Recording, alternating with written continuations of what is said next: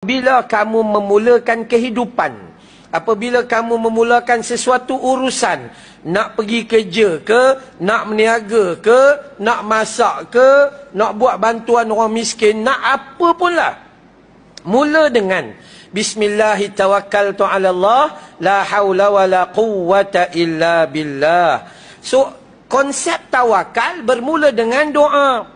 Mula nak meniaga, Rabbi yassir wala tu'assir, Rabbi tamin bil khair, Allahumma la sahla illa ma ja'altahu sahla, wa anta taj'alul hazna idza syi'ta sahla. Baca doa dulu.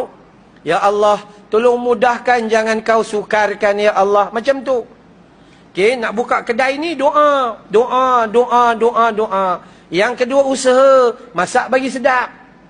Ini jual nasi lemak, buka tong nasi, dah tak ada lemak.